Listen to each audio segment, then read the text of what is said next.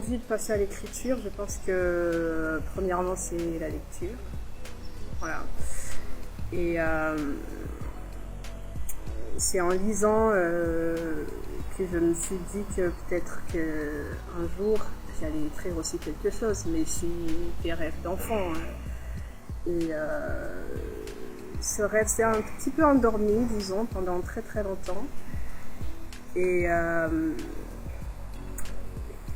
dernièrement, il n'y a pas très longtemps, j'ai eu l'idée du coup d'écrire le projet que je suis en train d'écrire aujourd'hui, donc un projet de pièce de théâtre, parce que c'est là où je me suis plus, retrouvée, voilà. Et voilà, donc l'écriture, c'est la lecture d'abord.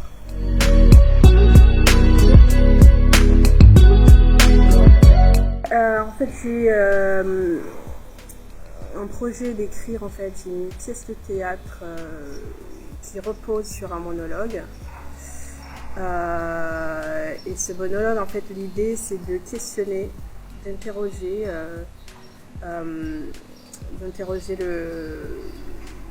le silence dans la société rwandaise, dans ma vie aussi, dans la vie de celles et ceux qui m'entourent, celles et ceux qui m'ont entouré, qui vont peut-être m'entourer un jour. Et donc c'est vraiment de questionner les empreintes du silence dans la société rwandaise. Et voilà, l'idée c'est d'élargir en fait l'horizon du silence, et en espérant que sans jugement aussi non plus, ou sans prétexte, parce que en espérant qu'en élargissant en fait cet horizon, je vais pouvoir vraiment essayer de comprendre ce que c'est le silence dans nos vies en tant que Rwandais, Rwandaises.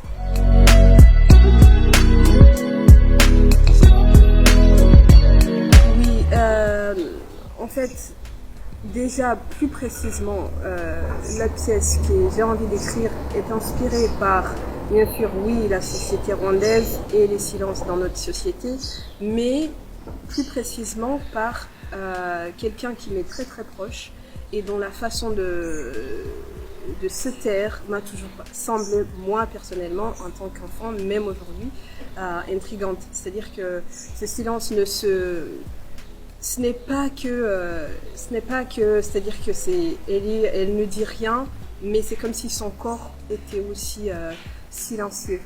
Et en étant prof de yoga, parce que je suis comédienne, mais aussi prof de yoga, je vais dire que j'ai un rapport beaucoup plus en fait particulier avec le corps. Et voilà, c'est petit à petit que je me suis rendu compte que ce silence en fait dans le corps de cette personne en particulier, en fait ce n'était pas que elle.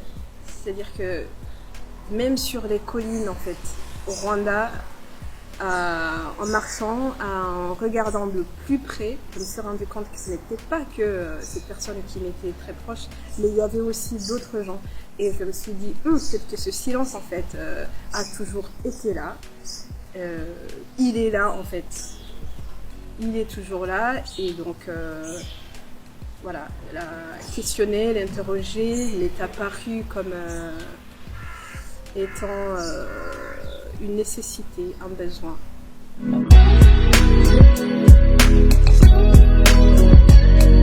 C'est un présent qui m'est très que j'apprécie beaucoup, parce que ce n'est pas tous les jours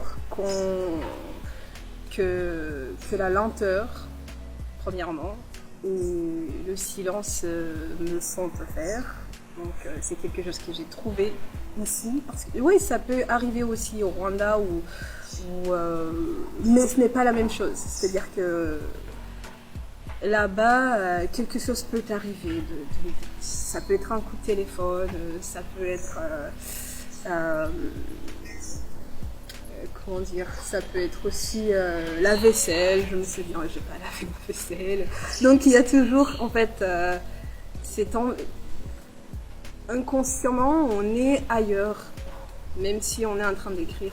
Ce n'est pas la même chose ici. C'est-à-dire que je suis là et j'avance petit à petit au rythme, comment dire, au rythme des nuages. C'est-à-dire que ça va, voilà, lentement, en silence et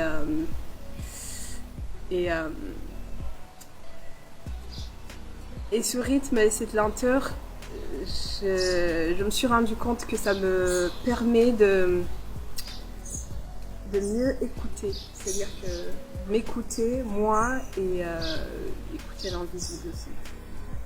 Ouais.